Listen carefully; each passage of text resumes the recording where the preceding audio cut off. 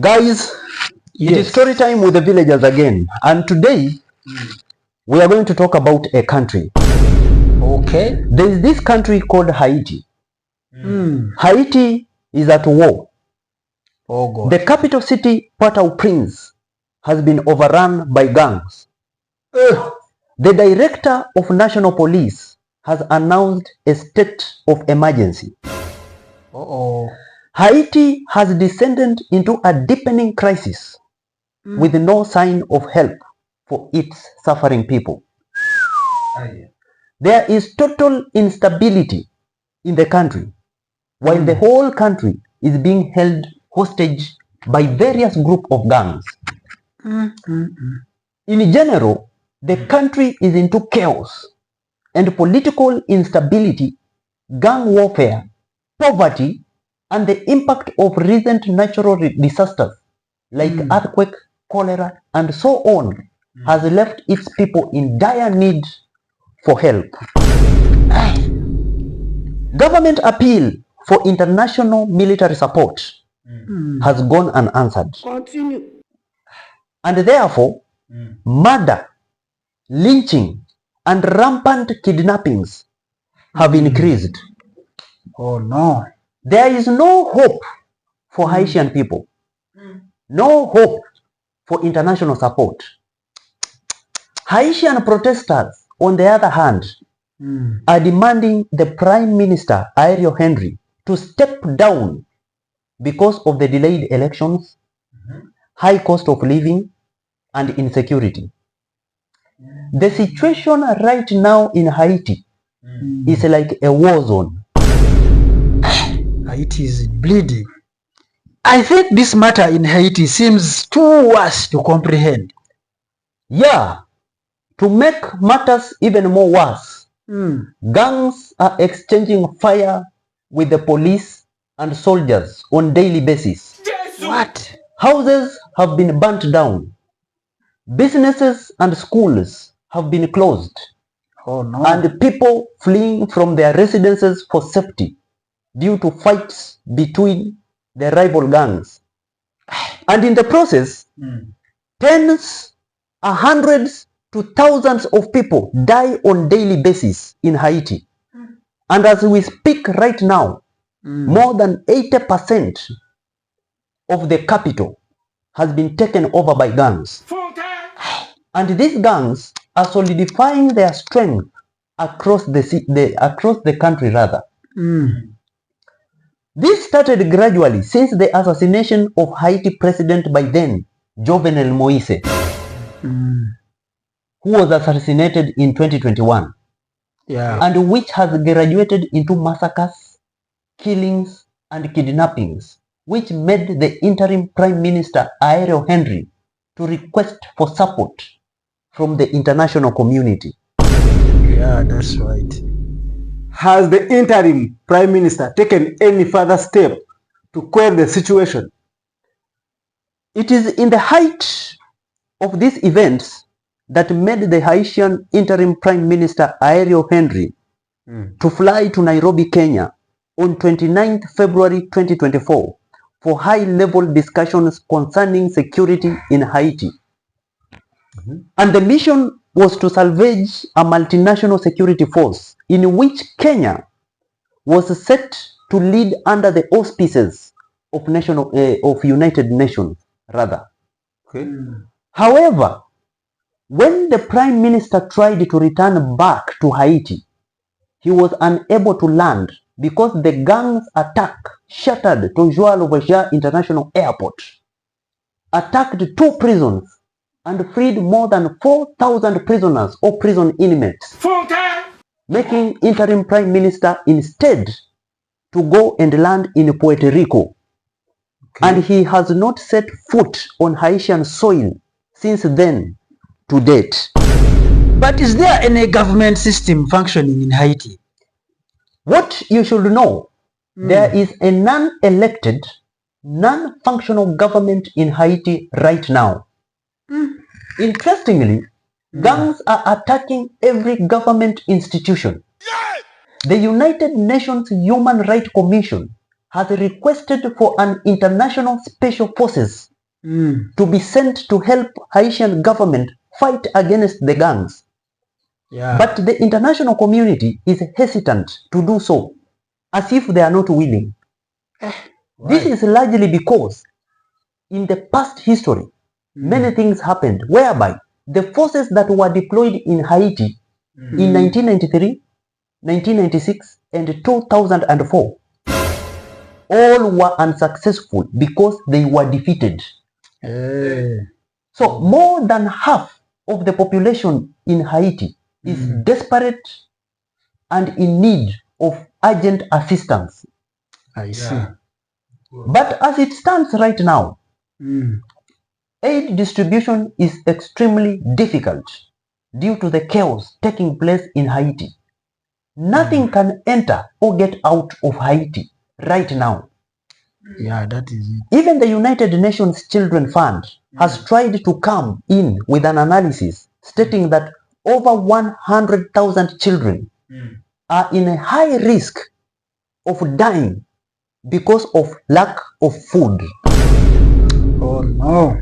So, what's going on among peace-loving ordinary people in Haiti? Ordinary people in Haiti are now left with no choice. And as a result, they also began a huge movement called Wahale.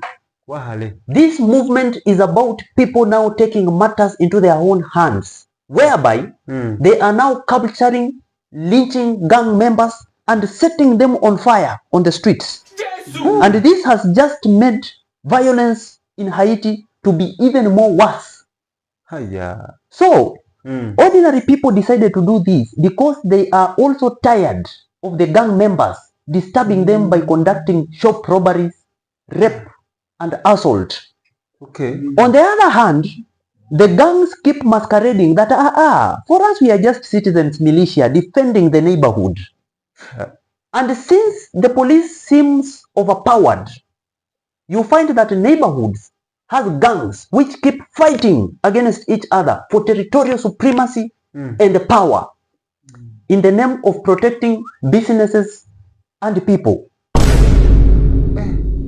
Now, how big are the gangs in Haiti? There are 200 armed gangs in Haiti, in which half of this gang fraternity is in the capital city alone.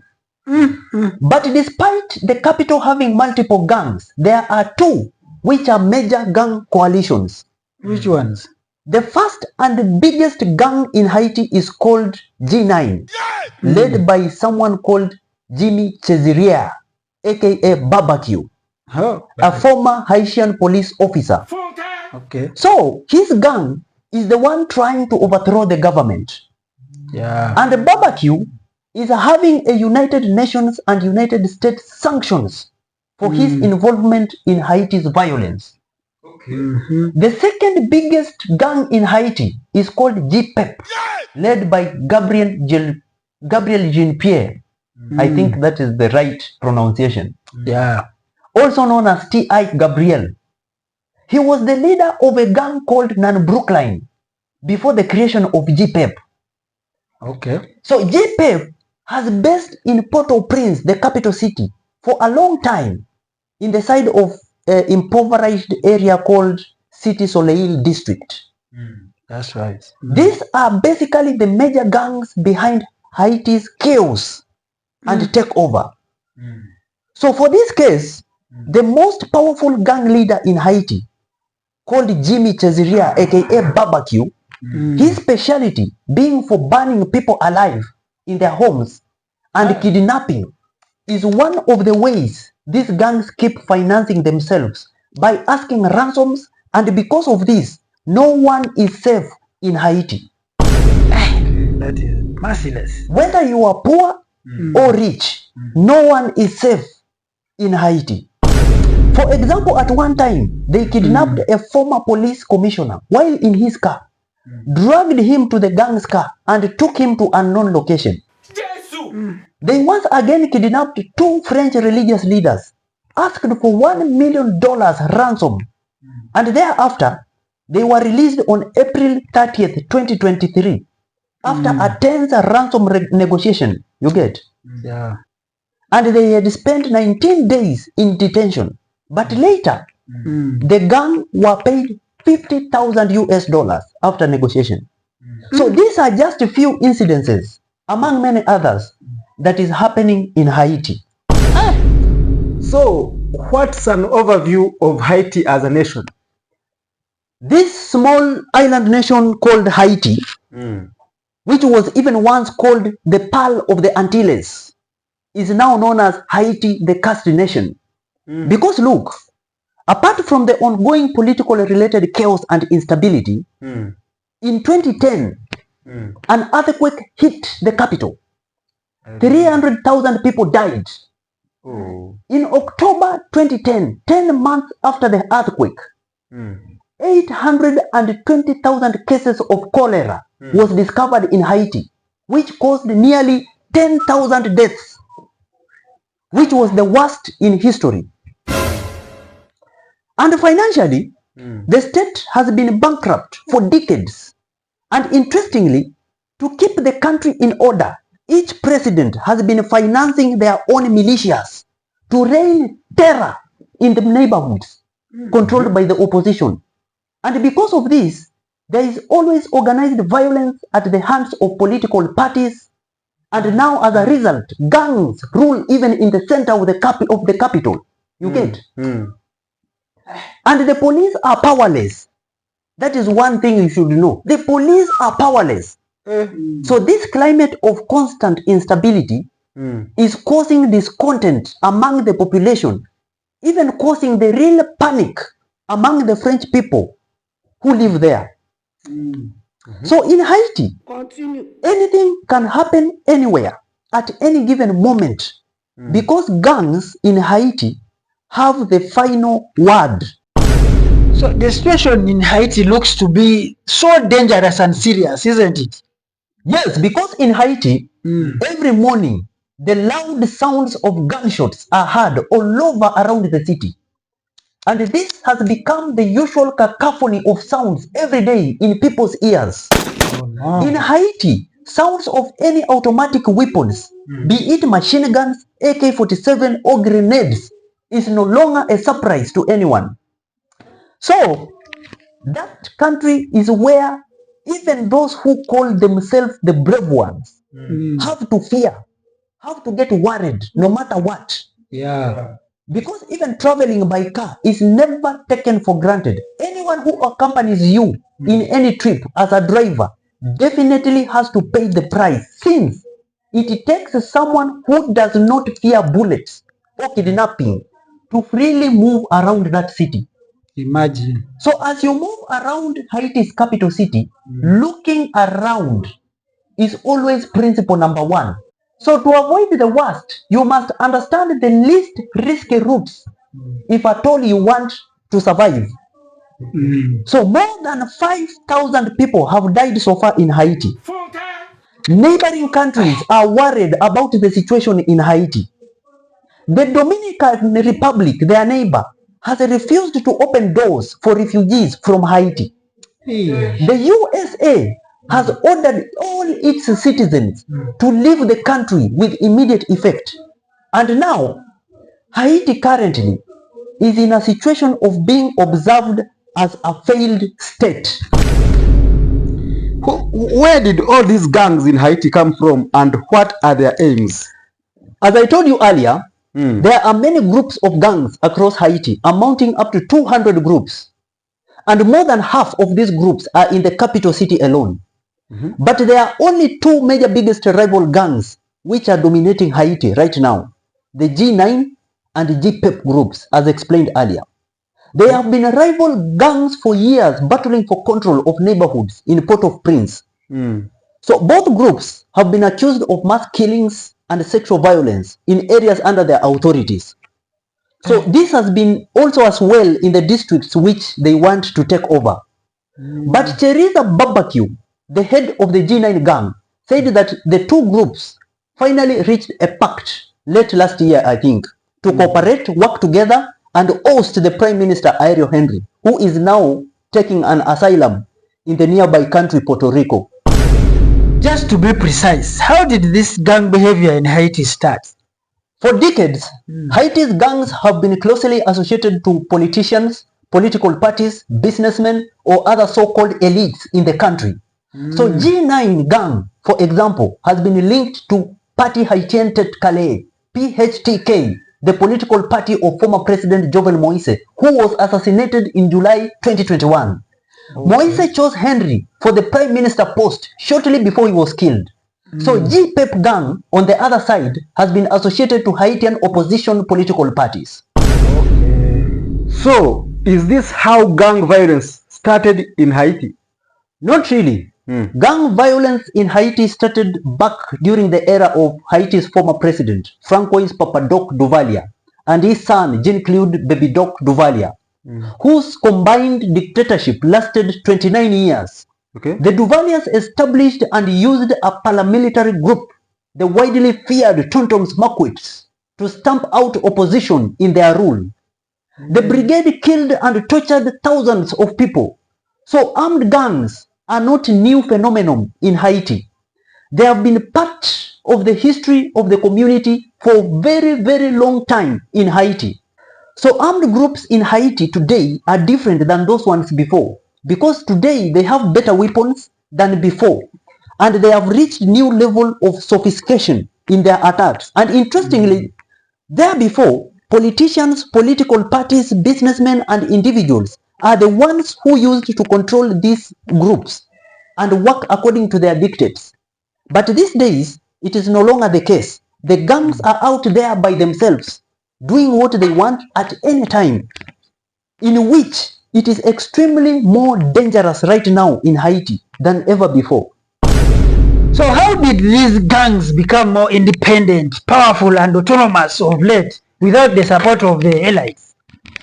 They managed to become like that because they've been able to amass much more money independently, which includes through extortion, as well as kidnappings for ransom, drug trafficking, and smuggling of small weapons. Because at one time, religious people became targets of gangs, where one day, French congregation was traveling in a minibus, were abducted, and a huge ransom was demanded for their release. Catholic Father Michel and Sister Agnes were also abducted along 8 other Haitians in a remote neighborhood called Croix de Boquet. What is Croix de Boquet? That is a poetic name for a territory held by one of the most barbaric gangs in the city, called the Mawozos, aka the Bad Boys.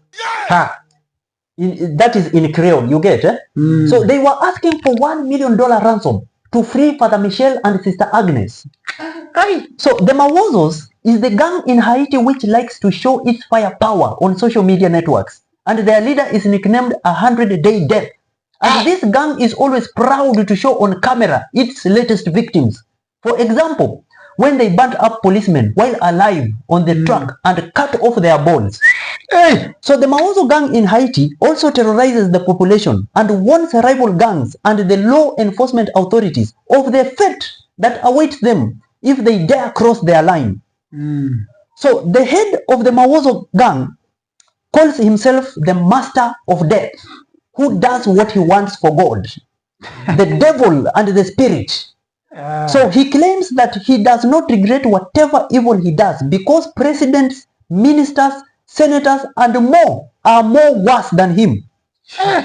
So the Mawozo gang, the gang leader himself, as he calls himself, 100-Day of Death, you get, is always hiding behind the mask and scarf. But he is a wanted man, and interestingly, his face is known by the public, and his real name is Joseph Wilson, and that is Haiti for you. So, do you mean the gangs in Haiti are so open to cameras? Interestingly, Haiti gangs are so open not only to cameras, but also to journalists as well. Though it is not easy to find them and not easy to accept to be filmed by anyone just like that. They also have their own bureaucracy and protocol to be followed. Most of the gang leaders in Haiti claim that no matter how much they keep abducting the people like the French people, they actually have no problem with the French and France as a country. So they just do this for money. And like the Mawozo gang leader once opined that if it was a must for him to leave Haiti, he would preferably go and stay in France. You get? So these gangs are always targeting foreign nationals in particular because for them, you know, their ransom payment is gold to them. Okay. Therefore, in the kidnapping market in Haiti, not all targets have the same price. It depends on who you are, what you do, and where you come from. So can we conclude that gangs in Haiti are just crime-oriented gangs? First, you should remember that Haitian armed groups are not only criminal in nature, they also have a political aspect. And much that they gain their income through illicit activities, they also are willing to use their arms for political purposes. So Haiti's major gangs have increasingly made political demands, particularly after the 2021 assassination of President Moise, which left a power vacuum in the country's government. So the gang's most recent surge in violence, for instance, included a call of Prime Minister Henry to resign. Even the G9 gang head, Cherisa Barbecue, has warned that his forces will oppose any foreign intervention in Haiti. And he has said that he wants to help lead the country out of its current crisis. So these are groups that increasingly think that the only way to retain not only their relevance, but their existence is if they are able to at least manage some important degree of political power. So long-term goals in Haiti is not just let me do what I want in terms of criminal activity. It is more, I want a piece of power, period. And who dominates the other among the gangs in Haiti? Remember, the most powerful gang leader in Haiti is called Jimmy Cherisa, nicknamed Barbecue. His stronghold is a popular district called Delmar in Port-au-Prince. He moves with 2 bodyguards as his security. He claims that he was nicknamed Barbecue because his mother used to sell grilled chicken, but that's not true. Barbecue was nicknamed like that because his specialty was burning people in houses while residents are inside. He is the head of G9 gang and he is technically the new leader of Port-au-Prince. He is the one trying to overthrow the government.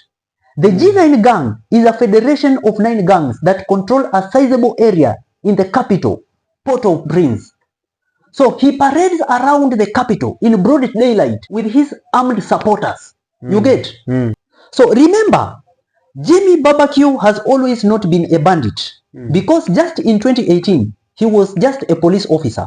But he changed from being a cop to a gang leader so quickly, something that happens only in Haiti. He is officially wanted by authorities for several mass murders, including the one that killed 71 people in 2018. So on camera, Jimmy Cherisa Barbecue wants always to look like he is a respectable man with dignity. But the opposite is true. So does it mean that everything in Haiti is all about gangs? Technically, yes. Gang members in Haiti always shoot in the air every time to show that they are present and they are in control, and you rather be careful not to provoke them to do something that you will regret. So the gangs demand financial contribution from residents for protection, but the reverse is true.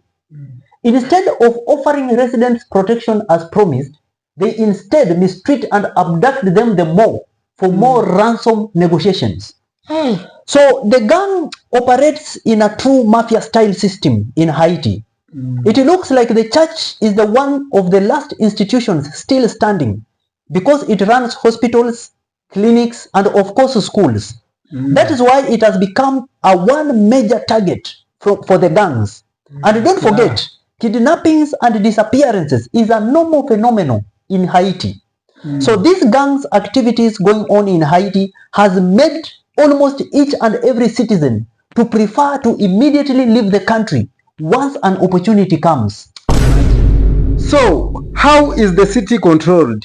Like this man Barbecue controls the biggest conflict zones in the city. That is a place called High Bel Air and Low Bel Air. His men usually launch raids with weapons worthy of a police force. Barbecue's men use tear gas and live ammunition all day and all night. They kill people, burn houses just to stamp fear and instill their control on the people. So Barbecue's men, they have made inhabitants in that place he controls to live under permanent siege for 2 years. Just know that areas controlled by the gangs in Haiti are so dangerous to the extent that there to stay alive, you must always stay or walk close to the walls just to avoid bullets, especially from the snipers, because they can shoot at any moment. And because of that, there is also scouts, and their work is to guide and signal people on how to advance through safe routes to avoid bullets. So in the capital, moving through open places is not safe at all, and therefore you are advised to always travel through more hidden paths. Fortunately, safe routes are always corridors between houses, because this allows people to move without being easily spotted by the gangs. So technically, freedom is not a guarantee in Haiti. It may be observed like that, because especially in the capital, moving in a group is totally problematic. Residents place sandbags in the middle of the road as barricades to protect themselves against live bullets from the gang, because gunshots, especially in Bel Air, where barbecue controls, is the order of the day, especially when two groups are confronting each other. So there is nothing like emergency in especially Haiti, in the capital, because in case of traffic jam, no one moves out of the way, even if it is an ambulance. Haiti has been reduced into looking like a state of constant civil war and sporadic shootings. So in Haiti, you can be shot when you actually don't know why you have been shot. And that is how dangerous the place is. Do gang leaders move freely? Much as gang leaders look like having bodyguards, if we may use barbecue as an example, sometimes he moves freely in the markets, appearing like any other politician who is trying to gain votes. Yet he is the head of 9 sophisticated gangs called the G9. But to him, he personally does not refer himself as a gang leader. He refers himself as one of the groups of young people from working class group who got together to champion for their grievances. And as he moves around the market, he sells his political agenda by saying that the role of G9 as a family and allies is to fight so that people can have a roof over their heads, a house to sleep in, clean water, and access to health. That is them. Does this mean that elections shall not happen in Haiti to elect legitimate leaders?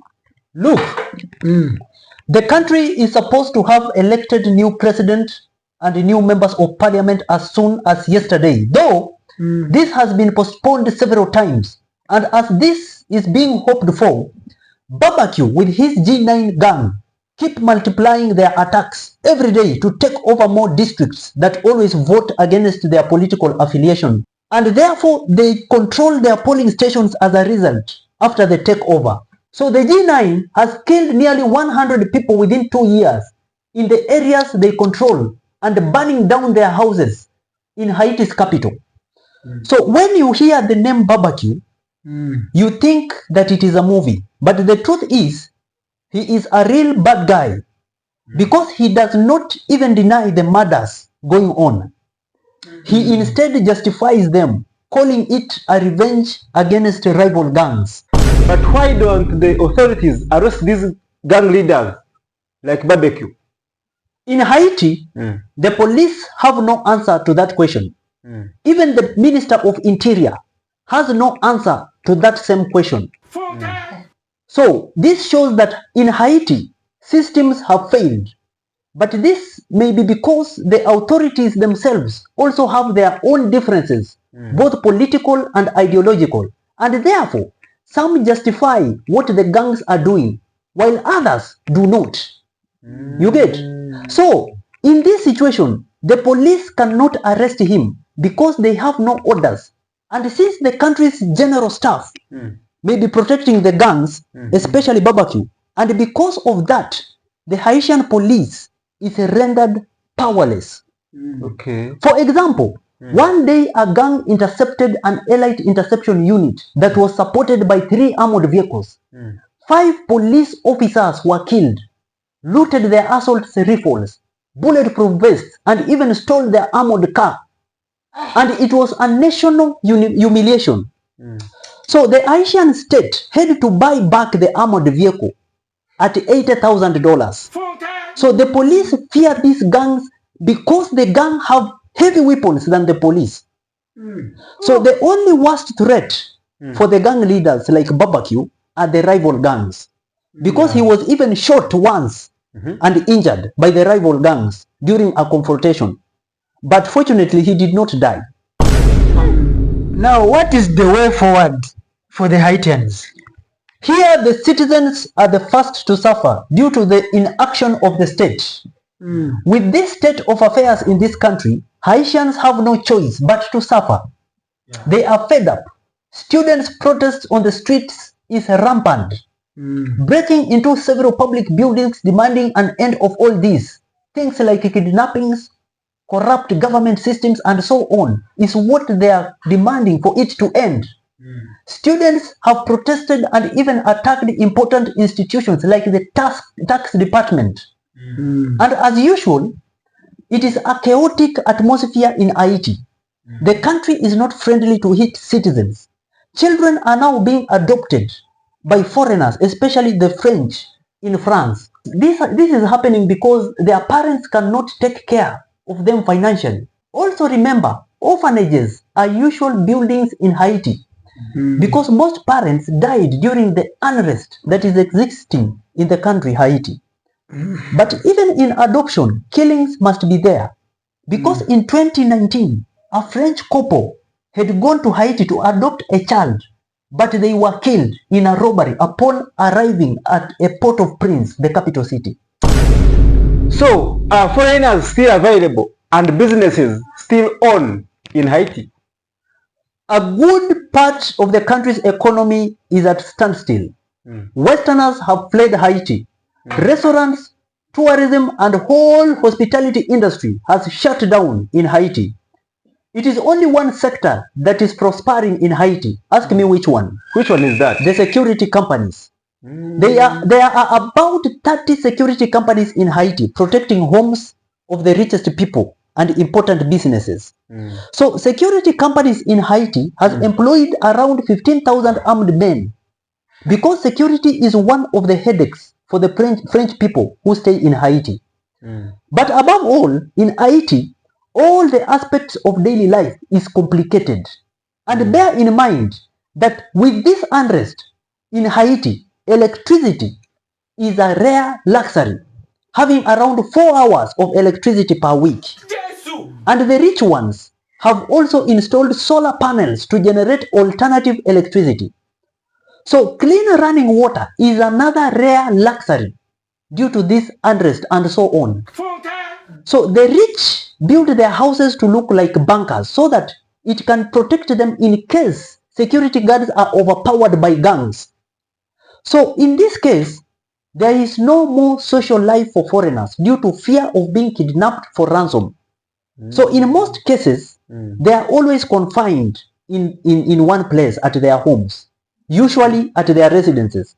And foreigners, to leave their homes if they must always be accompanied and always in a car. Okay. So there is growing animosity towards the West, especially the French. They are former colonizers, of course. So they always ask them every day that go back to your country. And for the last 2 years, a third of the French population in Haiti has packed their bags and left Haiti. So there is only about 1,000 of them left in the whole country as of now. In other words, there is no peaceful place in the whole of Haiti. Not really. The only peaceful place in Haiti is called Jacmel, in the southern part of the island. That place is a small paradise. The only problem is that the road reaching to the place is very dangerous, causing regular fatal accidents, because Haitian roads are one of the most dangerous roads in the world. So Jacmel is beautiful with waterfalls, colonial houses, and beaches. But because of the crisis in the capital, foreign tourists no longer reach there. So there's no many advantages in Jacmel, no kidnapping, and generally no much crime, because even thieves are dealt with accordingly in Jacmel. So Jacmel at the moment is not affected by the violence that has ravaged the country. But it is only God who knows until when. But remember, freedom is good. Because imagine, at Port-au-Prince, people are kidnapped, spending 24 hours on bare ground under unhygienic conditions. Most gang members claim, however, that if they had another job, they couldn't do what they are doing. So they are doing what they are doing unwillingly. Now, how will Haiti solve all these issues? There is no clear answer. You cannot divorce the problem of gang violence in Haiti from the overall political and economic situation. The country is the poorest in Latin America and among the most unequal in terms of wealth distribution. So it faces a number of systematic problems such as high unemployment rate and lack of opportunities that contribute to the power of armed groups. So a lot of youngsters in Haiti and men have no future, no jobs, no education. So they really have no hope. You can understand why some of them decide to join the gangs. That is a structural, social and economic problem. So violence has displaced more than 200,000 people in Port-au-Prince. And the Haitian police lack the resources to handle the gangs. Okay, now does this mean that the Kenyan force will be deployed to help curb the situation as suggested earlier by the UN? That remains unclear too. The Kenyan officials said that they were pausing the planned security mission to Haiti in order to wait and see how the political transition plays out. On the other hand, it is a very challenging situation because at the same time, Haiti has already had a very bad history of foreign intervention, which has led to nowhere. So whether this will succeed or not, we leave it to fate as we wait what happens next. And as I take my sip,